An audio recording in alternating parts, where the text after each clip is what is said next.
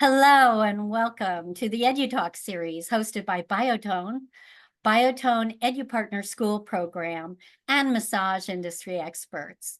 With the continued interest and popularity of the EduTalk series, Biotone continues to support virtual learning and building massage community by connecting you with industry experts who share their knowledge and expertise on topics not only for class discussion, but career success. Tonight's expert is Peter Coppola, who began his career as a physical therapist over 25 years ago. He became a Barral Institute instructor 15 years ago, teaching both nationally and internationally, bringing his notable breadth and depth of experience to the Barral classes he teaches, as well as to the clients he treats in his private practice in Connecticut. Let's listen and learn as Peter introduces Barral Institute's Visceral Manipulation, a unique approach to manual therapy. He'll share how to identify clients that would benefit from visceral manipulation and how practitioners can utilize visceral manipulation as part of their practice for client outcomes. And with that, thank you again, everyone, for joining us tonight. Feel free to chat questions, which Peter will answer. And Peter, thank you so much for joining us. I know we have a lot to get to. I'm going to sign off, and I will see you at the end of your presentation. Thanks again.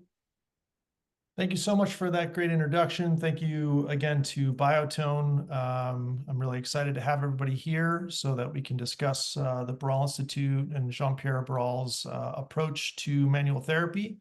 It's a piece of my practice that really allowed me to improve my approach to so many clients, problem solve the difficult clients, and just find kind of new approaches to people that have been kind of bounced around the system a bit and need a different approach rather than the same approach kind of hammered a different way.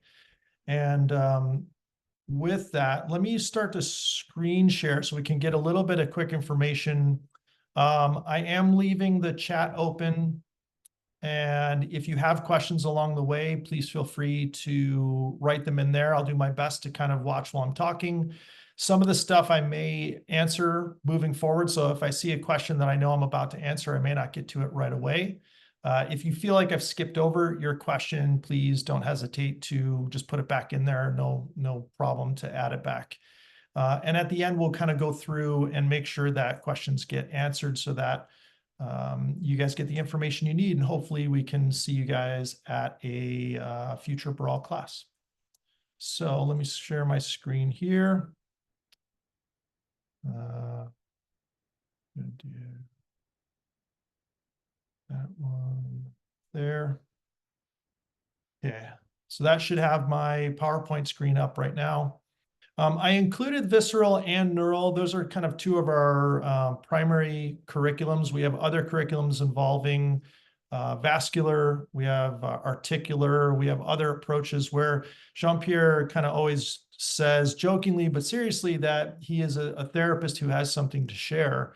And in the expanse of his practice and his approach, he's been so absolutely careful, critical, and really bringing things back to anatomy and how the best way that he finds reproducibly to be able to affect change that's going to help our clients. And one of the things that I think he says so well is that he cannot change a client's history, but he can help them to deal with that history in a better way. So we're not trying to get rid of historical pieces. We're not trying to get rid of things in the way that many clients come and approach therapy with, but we are trying to help and figure out what remnants are there that the body hasn't cleaned up, what information is the body missing, and in what way can we help the body to progress forward so that it's no longer feeling as stuck in the old pattern. And we're going to come back to the concept of a pattern that is producing symptoms rather than a history that's producing symptoms.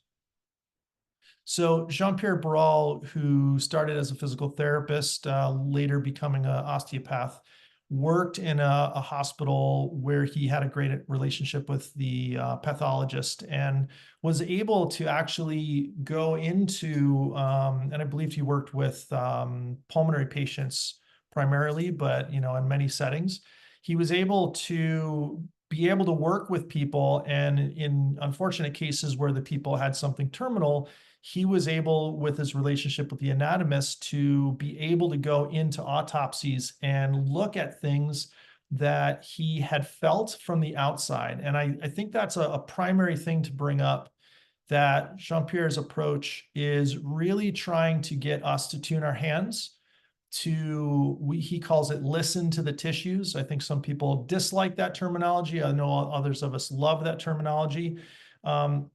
But the implication there is, rather than going to find something to work on, we need to approach the tissues in a way where we can see how it reacts. And that reaction is the significant piece that we want to then create a conversation with. So he speaks about things from the term of mechanical dialogue. And with his progression through working with people, seeing internal fixations that he had felt externally, so that he could then continue to adapt and improve his precision and continue to work more and more with anatomy and dissection, he was able to really focus on trying to not just do something, trying to do something using his anatomical knowledge, so that his technique could be less aggressive, more precise. He could do less techniques and try to get better results. So he always speaks about wake up a little something, start a process the body can take over, and most importantly, get that person's body's autocorrective mechanisms to be the primary driver behind the change, and allow that change to really be the highlight of what's happening in their body. So with his curriculum, he started out with just visceral and eventually added neural and eventually added some of the other curriculums that, if you go to the BarralInstitute.com, you will be able to find out more information on classes, and there's more specifics about what each of the classes offer, as well as when classes are scheduled. But for me, I was a young therapist relatively early out of school. I worked in pediatrics. I was kind of hungry and unattached at the time. And I was working 3 or 4 jobs at the same time, but I worked primarily in school systems. And with a lot of the kids I worked with, they had really complicated diagnoses, multiple surgeries, degenerative cases and disease processes that we were just trying to maximize how their function was, see if we could improve developmental milestones and work with them. But I have kind of a nuts and bolts kind of head. Like, I grew up taking cars apart and putting them back together and building houses and wiring electrical. And for me, I was trying to figure out, how do we work with these kids in a way that wouldn't just give the, hey, nice job, they didn't get any worse. I definitely never liked that perspective. I think it's the reality for some of our patients that have degenerative situations. But as a young therapist, I said there has to be something else going on. So for me, my process was getting into some other manual therapy, which was a strength of mine because of my background working with my hands, carpentry, electrical, auto, something that I was just really good and passionate about. So for me, when I got to visceral manipulation, it was a piece that somebody showed me, a small technique. I tried it on a kid thinking, I can't hurt them, let's just see. And it was when I started listening to the tissues rather than making the tissues move the way I wanted them to, that was when I started seeing some unbelievably miraculous changes. So it caught my attention. And when I sunk deeper into the work, I really found personally my home for how I wanted my practice to continue to progress forward. And definitely, studying more and more with Jean-Pierre. So I think everybody comes to this work, as I've taught classes through the years, everyone comes to this work with a different desire. Um, just looking for something different, just looking for another perspective. You've maybe heard of Visceral, you're not sure what to do with it. At our classes, we try to address each of the students' needs and how we can help you to integrate it into your practice, because a massage therapist versus a physical therapist versus an osteopath will utilize this work differently. And I think when you go into the classes, have a concept of where you want to put it, but also be open to the fact that it may surprise you, because in my path, I didn't think I was going to leave the pediatric realm as quickly as I did, where I could then strike out and do more of my own style. So I was doing my own outpatient care, still specializing in kids, but working with adults. And the community I lived in Arizona at the time had a high retirement population. But I was still working in inpatient. I was still doing all these different settings where I could get as much experience as I was going through and try to apply these skills. So why study visceral manipulation, I think, is unique to each of us. But I want to put out there the concept of, many of us feel like as we are working through our clinic, we just have certain patients that just probably aren't going to get better. And for me, that was a frustration point. And what I like about Visceral is every time a client comes to your clinic, you hopefully optimally they walk through the door and you say, don't tell me anything. Let me feel what's going on. Let me see what your body has progressed on its own. Let me see what's still significant. Let me see what's in process. Then after you already have a structure A connects to structure B actually has more significance than A. Can I work with it? Can I use my techniques from class to then problem solve using our anatomical knowledge to be able to work through how I can help this person's body to no longer stay in their current stuck pattern, which is still supporting their current presentation of symptoms. So we work from it more from a, this is a whole person in front of me, rather than we work from it, this is a person with this diagnosis. I think their liver would make sense to work on. How do I then work with it?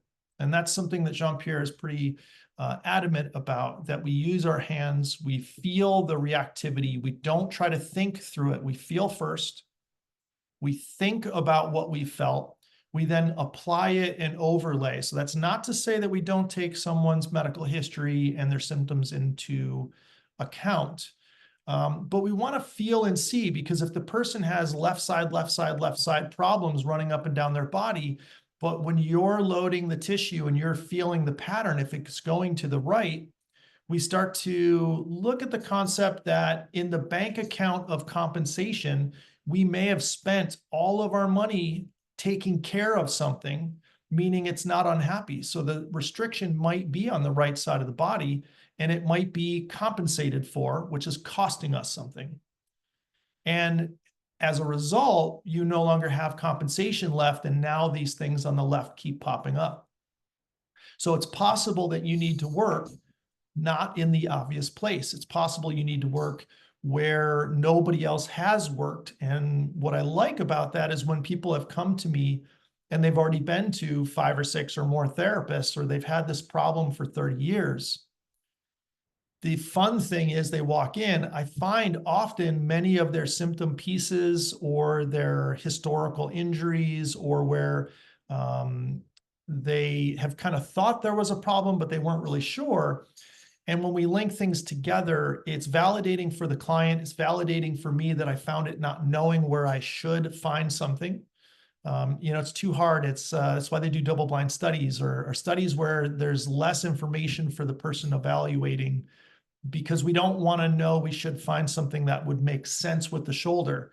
Don't be afraid to work on someone's, sciatic nerve in their left lower extremity, because that might be loading the dura, causing the right brachial plexus to be too tight, which is why they have carpal tunnel on their right wrist.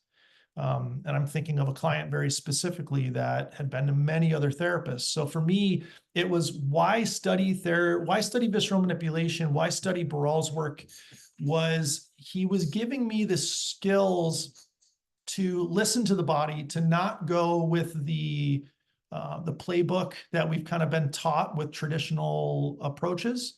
And I was finding really kind of unique and interesting stuff that allowed me to shift the pattern and also complement the more traditional approach and work as a team with other therapists rather than burning through a therapist. Good, fine, you're gone. Let's go to the next therapist. So I feel like this is a really great adjunct to other therapies so that we can work as a team and help people to get better faster. So how do we evaluate? I think kind of answers a little bit of what we were just talking about. Oops, sorry. Answers what we were just talking about, because what it's going to give us is, are you answering the question of, hey, visceral is viscera?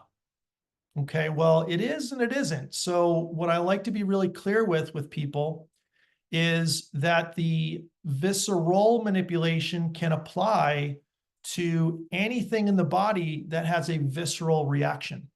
So rather than evaluating from this is visceral, I need to look at the viscera, I like to remind people that any system in the body, the nerves, the joints, the ligaments, anything that has proprioceptive feedback to the brain can be causing enough static and reactivity in the body so that the body can't function properly, or the body needs to go right while it's trying to go left. Shoulder tips down to protect something in the chest and thorax and abdomen, while the arm is going up and out, creating more impingement. So rather than saying, hey, shoulder goes to liver, neck goes to heart, or something more obvious, feel where it's coming from and see the chain reaction coming back. So how you evaluate, I'm hoping I can convince people to start to look at the body as a whole. So as the body as a whole walks in your office, don't have any preconceived notions, because every tissue in that body is significant. And it is possible that any tissue in the body is causing the whole body to, we like to refer to it as hugging the restriction. So if you hit your thumb with a hammer, your shoulders, your body, ouch, you really hug in and protect that injured area. And we could have multiple areas throughout the body that have slight, small, local to regional to more global hugs that start to stack up and create zigzag or stacking patterns in the body. So how you evaluate, if you look from a whole body approach, if you throw out the other information for a minute, look from a whole body approach, see how things are moving, not moving in the body, see how things react. If you gently load and hold something so it can relax, do you notice other things relaxing, or are you stuck feeling like you have multiple chains in the body? So, taking the time to learn how to do that will give you the ability to figure out quickly how to affect change without feeling like you have to know all of the history. Because we all know that we have clients who walk through the door who say, no, I don't have any surgery. No, I haven't had a car accident. I've never had a concussion. And 10 minutes into the session, you're poking on something and they say, that's, and I've had this happen. That's where I went through the windshield and hit a telephone pole with my head. And you're like, whoa, that is absolutely not what we just discussed in your medical history. Let's get more detail. Because there are things that we want to potentially work around, because we don't want to irritate things that might be more precarious or sensitive in the body. So listening to the patient is a little bit more difficult. Listening to the body can be, with skill and practice, can be actually very easy and simple and straightforward. And hopefully that takes a very difficult client and makes it a little simpler for everyone. So that's the kind of evaluation. But in that whole concept, we look at, where are we trying to get our patients? So what are we trying to do? A client walks in and they say, I want my shoulder to stop hurting. I want my back to feel better. I want to get back to golfing. I want to be able to hike further. My foot hurts too much. And if we look at it less from a getting rid of a symptom and more of a why has your body not healed itself, I feel like we look at the definition of health, and Jean-Pierre kind of looks at it from a standpoint of osteopathy. Your body is always looking for a equation of health to add up of what is my medical history? What are my current and recent injuries? Have I been drinking enough water lately? Am I dehydrated? Have I gotten enough sleep? Do I have something else going on? I had a stomach bug last week and I have other things that are taxing my system. So in that equation of health, they are searching for an equilibrium point, and the pattern they're currently in is their current state of health. So what we want to do is look for, without yanking the rug out from underneath somebody, can we rebalance it in a very smart way? A smart way where their body takes over and really does more work with what we started, rather than seeing if we can make them feel better right now.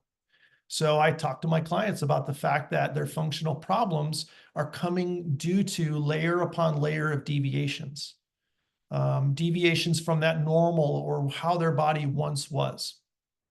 So remembering that they had a rolled ankle that they didn't think was too big of a deal may have started a problem and changed the way they walk, which is now supporting an issue because they herniated a disc or took up a new sport, and suddenly they're asking their body to move in a way that they're not used to.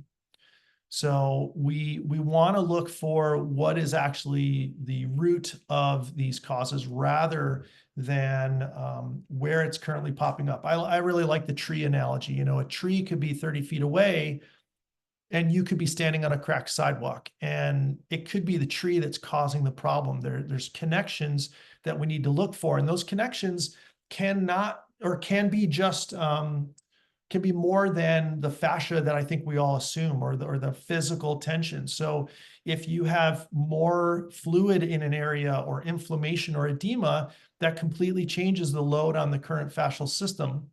If you have good blood supply in, but bad return, if you have other inflammatory reactions, if you have just proprioceptive awareness. So many of my clients have no idea that when they're sitting, they're leaning way back. They think they're straight. And it's when we position them in a better position that their brain says, this can't be real. This can't be possible. So that person needs more proprioceptive training, needs more proprioceptive feedback. And with that feedback, they can suddenly start changing how they deviate from the normal, and it really significantly changes their functional outcome.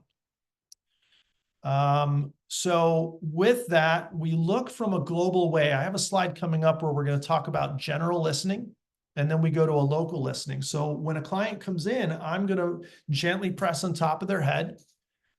It's a concept of, and if everybody just takes a quick second to give this a try, it's kind of difficult on yourself, but you can get a concept of what I'm saying. If you put your hand on top of your head and just barely touch your hair, barely touch your scalp, and you're just there, you may say, well, I don't really feel anything. And that may be the case. If you start pressing a little harder, you might start to notice like, oh, I just felt an ever so slight lean forward, back, right, or left. And that's your body getting ready to protect you. That's your body saying, I'm having trouble over here, or it's already biased that way and you're just feeling that tension. If you go harder, you're going to feel your neck start to tighten up. And we don't want to do that with our clients. So we're going to find, and I often say when I'm teaching a general listening lab in VM1, that the tension will be a little bit different, but we need to be at a delicate light system. We're going to go lighter than most people assume. And my energetic friends in the room who really like and live in that realm, we're going to be a little more mechanical. And my super heavy fascial, really hard, deep tissue people in the room, we just need to see, can we calibrate you to where are you not energetic solely? You're starting to get into that mechanical piece and you're feeling the initial pickup of that tension trying to protect itself. So that's going to give you the whole body in standing. and it's going to say to you, where should I go look? So if they go forward right, I'm looking what's going on in the forward right side of their body. And if it goes forward right high into my head versus forward right down a little bit more into my chest versus down even further, I can even sit the person down. And if it feels like it's now different, I know that the listening was all the way down in the leg. And it allows me to then go do my evaluation. So the global gets me to the regional gets me to the local gets me to the really specific piece of anatomy.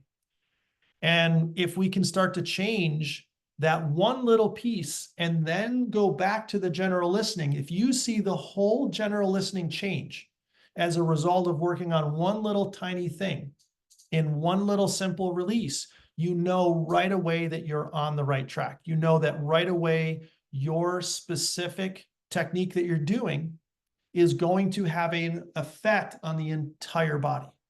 And that, I think, is magic. I think that's a piece where we can start to see, and I frequently, especially at the beginning of all this, it really got me more and more excited. I had clients coming in saying, well, I heard you do organs. So I'm having, I just don't know if I need the organ thing, but my knee's been really bothering me. And I say, all right. So they come in and I work and maybe I find something in their abdomen and their hip and maybe their ankle and maybe their knee. And I say, I think I need to work. And they're like, well, you are that visceral guy, so you're going to be working in my gut. And I say, well, wait a minute, let's take a look. And it's pretty common at the beginning of my career that I had people coming back and I would say, how's your knee feeling? And they would say, forget the knee. My migraines are better. My hot flashes are better. My incontinence and my digestion is better. All these other things are significantly starting to change and improve.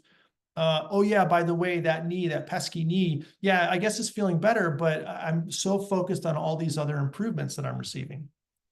And it's not to say that it works for everybody. I think we all know that certain clients need certain things. Some clients, as a team approach, need more direct fascial care. So Jean-Pierre always says, you don't have to do it my way. But if you're using this evaluation, you're going to get to, we'll call it, quote unquote, the right spot, or at least a significant spot to the body. And then at that point, you can use any technique. And that's where he always says in classes, I'll say, Jean-Pierre, I've been practicing this other technique and I've been doing it this way. What do you think? And, he'll sit for a second and talk and say, well, this is what I experienced. But he also will kind of end it with, did it work? And I say, well, what do you mean, did it work at the beginning? Now I know what he means, which is, did the global pattern change? Did the regional compensation change? Did the local restriction change? Were you seeing change in the pattern? And with that change in the pattern, what you're getting is the whole body reorganizing, stacking, pitching in, and helping so that we get a different math equation ending with, do I still have those same symptoms? So with our intro, basically I've said most of this, but I want to be a little more specific. Jean-Pierre goes back to know your anatomy. If you don't know the parts you're working with, you're going to try to over-aggress something. If you have an organ that you're pressing on that's round as you gently load, if it starts to rotate, you can use that to your advantage and get to deeper structures that are potentially rotating so that you don't have to be heavy. This is how we can be relatively light. And people always say, how much pressure is enough? And the real answer is enough to connect to the structure, but not so much that you overload the structure, because we want to have a 3D mechanical dialogue. Life is in 3 dimensions. We have to feel restrictions in 3 dimensions. We have to help change the restrictions in 3 dimensions. And when we get too fascial linear, we are shutting out too much beautiful information that the body's giving us. And we are forcing it into a fascial only conversation, because there's a lot of releases where you feel fluid release from an area, or you feel blood flow into an area, or you feel a slide as things are softening. And that slide may not go the linear way I was initially loading. It goes with the second or third as I load into 3 dimensions. And we also want to remember that it's not about creating motion. So a successful technique is not necessarily that you load a restricted non-moving area. And then at the end of your technique, that area now moves. What we want to do is create a change in the proprioceptive, stacking, compensating, shifting around that area. So you may find that an organ has very minimally improved in its range of motion, but if the global and regional reactivity around it is better, and say I was working in the abdomen and they came for shoulder problems, if suddenly their external rotation significantly improves, or their cervical rotation, or their ability to breathe, or how they stand, if all of that significantly improves, it's not about making something move that you felt was restricted. That's where Jean-Pierre says, we take our ego out of this. We don't have an urge to succeed. We are working with an area where it's disease, where there's less movement, because out of sight, out of mind is a reality. If you're not moving an area, your proprioceptive gets dampened and dampened and dampened. And if we can start to excite the proprioceptivity, if we can get better communication, if we can engage the system in a way where it starts to link, local versus regional versus global connections, we start getting huge changes in the body that potentially just only a fascial approach may have missed. And the third point on this list here is organ-specific fascial mobilization. So we're going to talk to you in a VM class, VM1 specifically, about the abdomen, where do you know what the fascial connections are for the liver? So if you've been working around someone's knee, you know some of the collateral ligaments, and you know the patellar ligament, and you know the structure, because that's the only way to do safe, professional work, is to know these structures. So if you're going to work in the abdomen, you need to know where the right triangular ligament is versus the bare area between the coronary ligaments, versus how does it interface with the colon or the gallbladder?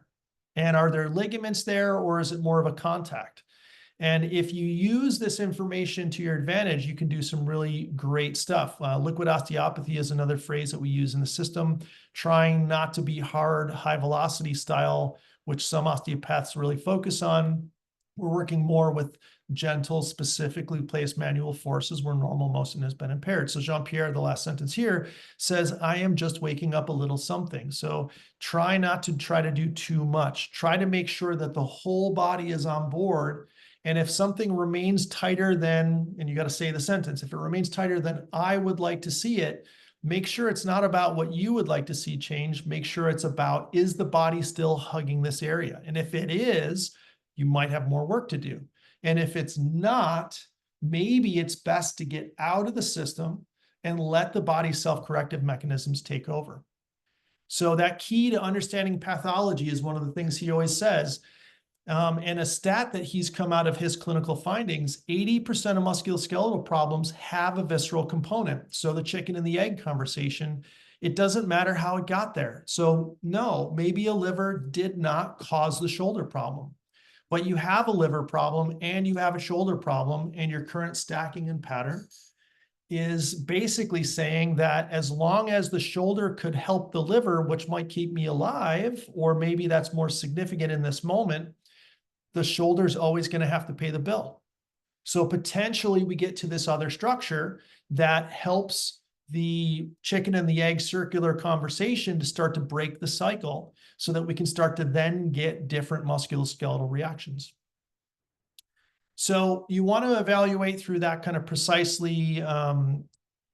process. Less time hands-on makes a clearer change. The more information that you're flooding the brain with, the less of a clear idea. So we actually talk, and I'm using the initial GL for general listening here. We end our sessions ideally when the general listening stops hugging that area, telling us, hey, the whole body's pattern is now breaking out of itself. And that's where we can then put on a different hat. I mean, all of us, whether we're a massage therapist, a PT, or anybody, we have the ability to say to people, let's talk about breathing. Let's talk about range of motion. Let's talk about just some good posture and walking.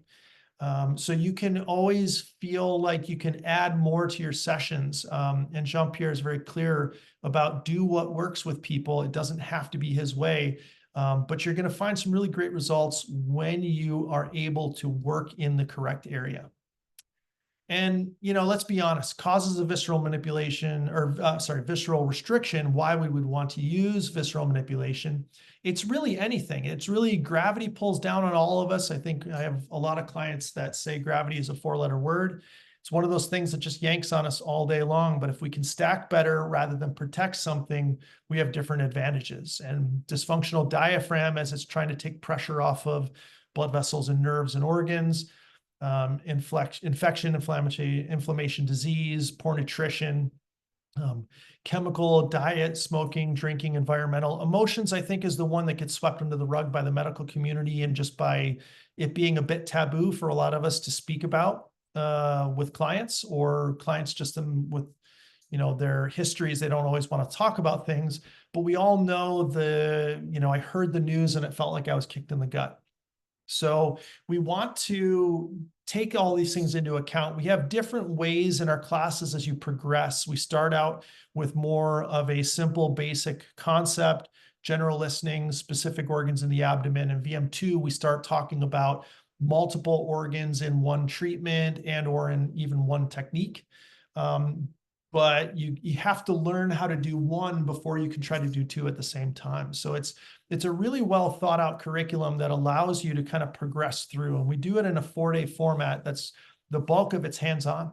So you're going to come to class and you're going to leave with good confirmation that you're heading in the right direction to then be able to practice our techniques. Just as a general concept, I like to really be upfront and clear with this. Altered anatomy, foreign bodies, unstable or acute tissue or patients. You want to use that as a precaution to a contraindication. So this is something where if you're new to doing work on a structure, maybe that's not the person you do your heaviest, longest, biggest session on. You want to see how they're reacting. If there's a foreign body, you could potentially irritate the system around. We don't want to dislodge foreign things like stents. We don't want to cause problems with IUDs. If somebody has had part of their colon removed and there's staples involved, those are internal things that if you push an organ into a staple, you could really cause some serious issues. So, it's very smart to refer out and get more information and make sure that you do your best choices for your client on that day.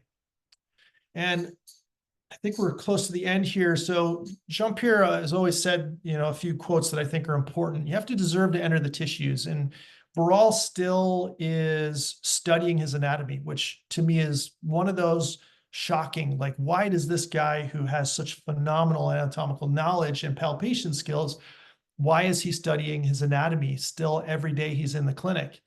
And I got to be honest, like, I just answered my own question. So he's so good because he studies so hard. And that's kind of pushed me. I'm one of the 2 instructors, Judy Russell and I, out of Vancouver. She and I teach the dissection class where we take skills from your VM1 class. So you learn how to press on someone's right triangular ligament. Let me remove the ribs out of the way or open the anatomical system so you can get your hand in and actually feel the ligament and then load it externally and see what you're actually accomplishing from the inside out. So our curriculum involves fresh frozen cadaver dissection classes twice a year, where we're teaching to the technique. We're not handing you a scalpel, but we're opening the tissue so that you can practice the skills that you're struggling with or working on, or recently had a tough client and you just felt like you didn't quite get it right. You come to our class and you ask me to highlight that for you. And that's where I can try to jump in and see if I can show you what you were trying to do so that you have that visual in your mind from then on. So we see with our hands and our eyes and our we see with our hands and our fingers, not with our eyes. We're manual therapists. So make sure that you're listening with your hands and then thinking about it after, which is our last one, feel first, think after. And remember what realm we're working on. So we're working in a proprioceptive mechanical realm, which is, I think, this amazing sweet spot between not energetic, but also not pure fascial. So we're getting a mechanical change shifting and pressure change at the tissue that is being compensated for. And as we're working with it, we're seeing a reactionary change through the entire body. So I already spoke about general listening. You know, you're having that neutral clothing. You're asking yourself from the top of their head, do you feel in that very light contact, but a little mechanical, but not to the point that their neck gets a little bit guarded? Are you feeling a shift forward versus back, right or left, high or low in the body? And that's your Sherlock Holmes hat is on now. You're looking for what's going on and why. And then you apply it with what are the symptoms that they're hoping to get help with. So this is my last slide. I'm going to jump back and out of this one. I believe this will be handed back to you guys in an email tomorrow. I want to open the floor for some chats, and or Donnell, you can jump in now if you'd like, or we can see if we can answer some questions.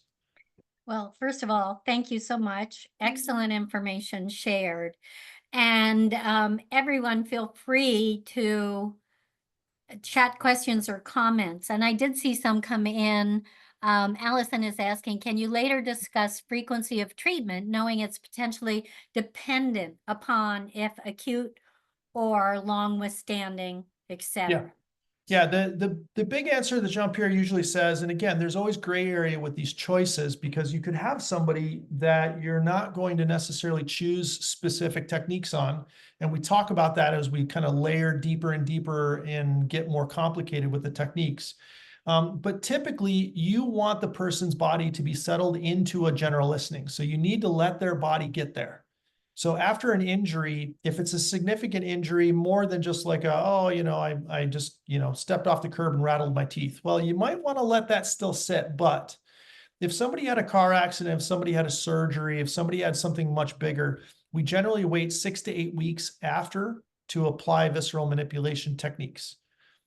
That being said, after we've done a session, ideally we wait 20 to 30 days to allow the body to take the little something that we've woken up, establish a new pattern so that when they come in, rather than the client telling me what to work on next, the body is showing me what it needs. So if you listen to somebody before they've settled into a new pattern, you will feel a wishy-washy to not much of a general listening. I did that many times in my career. I was a PT working at least once a week on clients. And holy cow, I had great first sessions. And then my second session, maybe, but my second to third, fourth general listenings in a week or two time, I was not having very good general listenings. And I assumed I was just new and terrible and working and needed practice. And what I found was when I waited the 20 to 30 days, or when clients went away for a vacation or just took a break from therapy, when they came back, their listening and their results from that session were much, much more profound. So we generally want to ideally wait 20 to 30 days. And working as a team, we just have to be careful how we're working with people so that we don't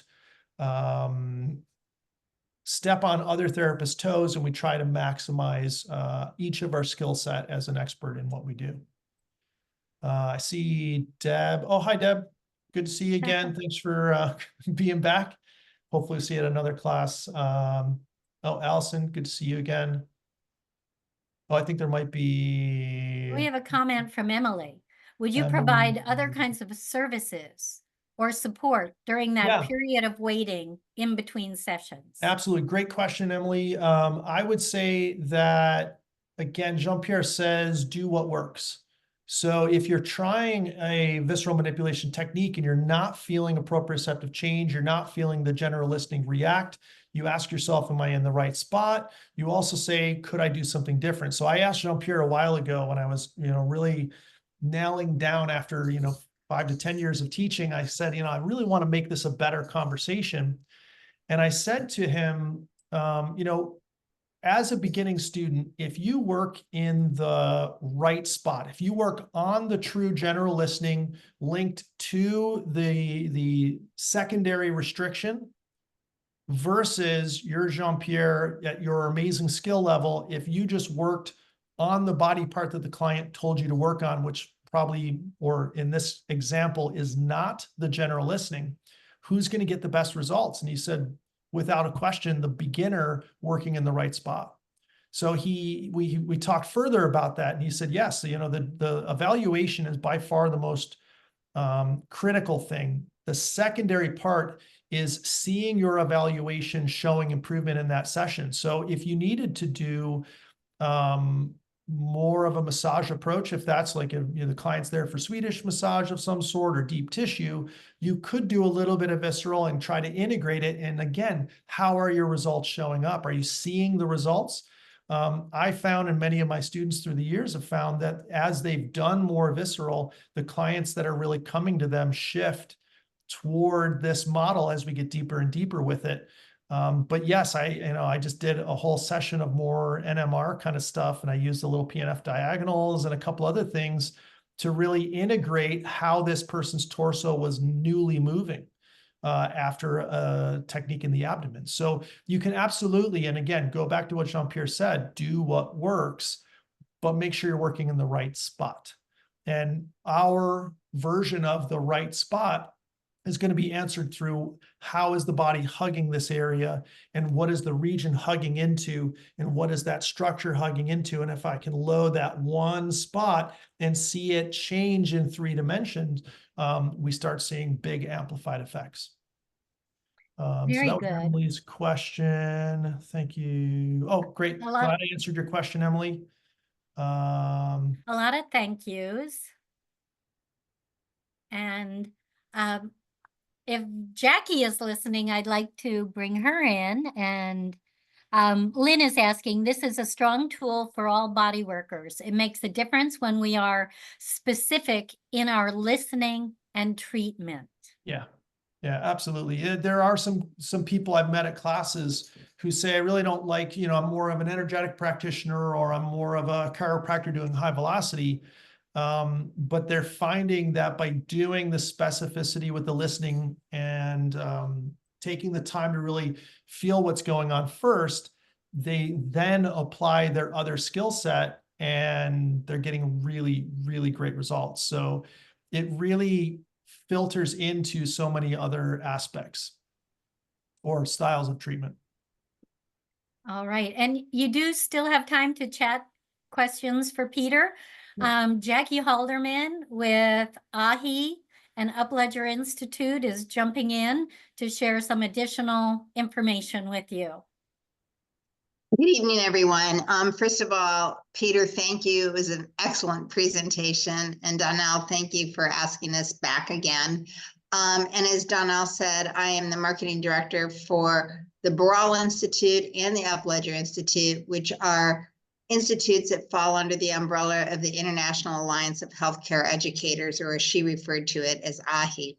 And I just wanted to take a second to thank you all this evening for attending, and to let you know you'll be getting an email from us in the next few days with a nice offer and also a copy of this presentation.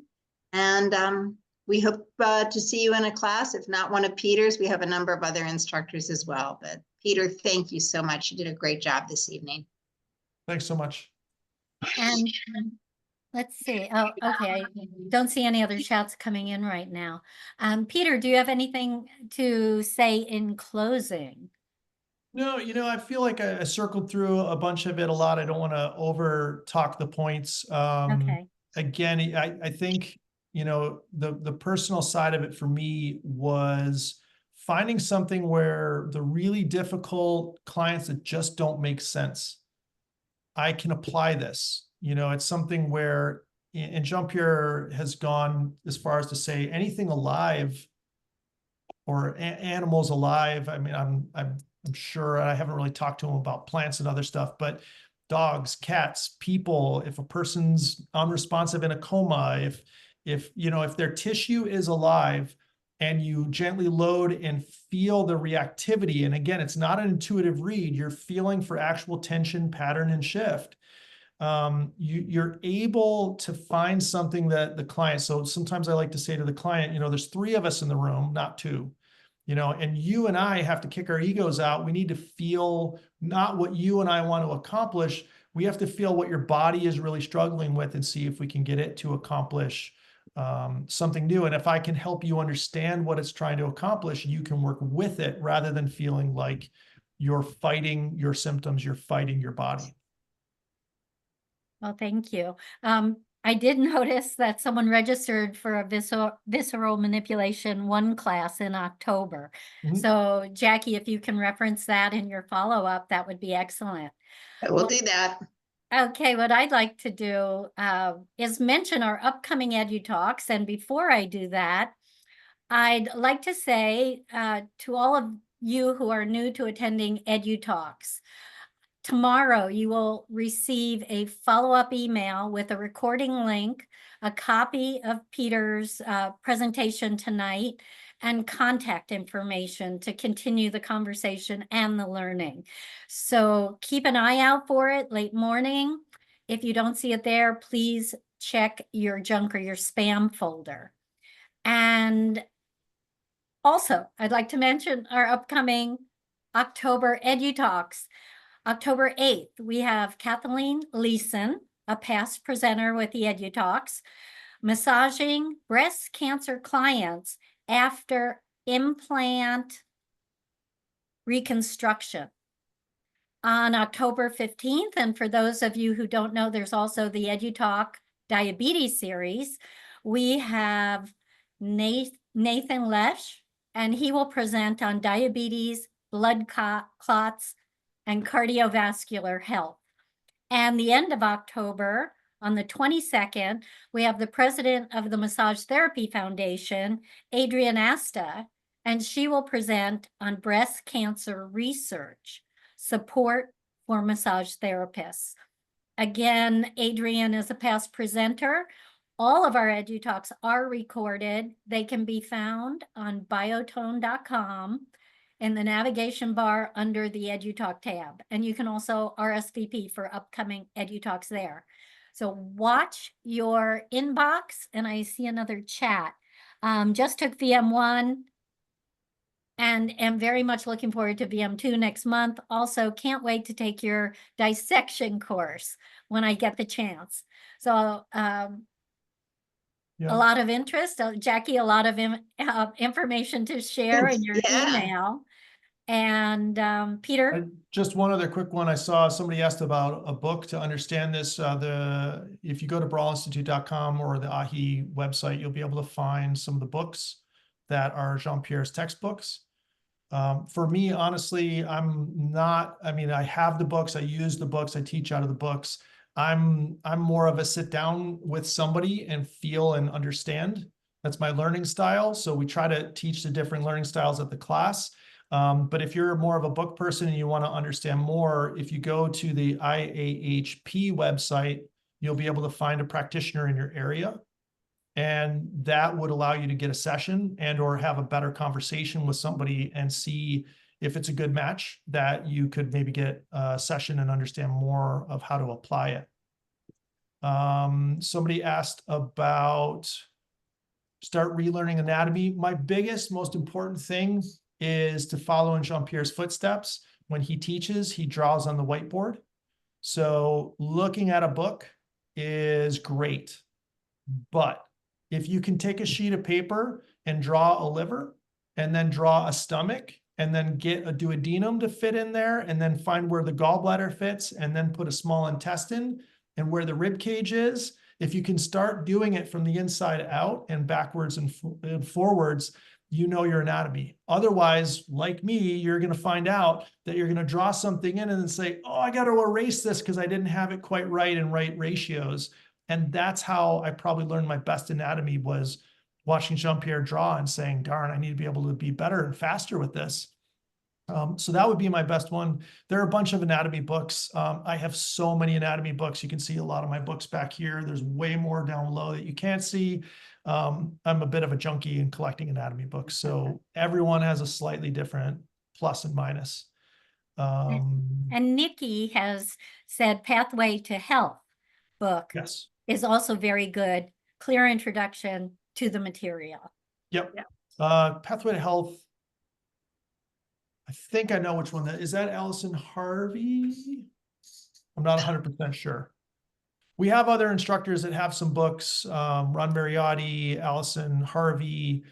There's a great book from Jean-Pierre's kind of second in charge, which is Alain Crobier. So he's got a great book.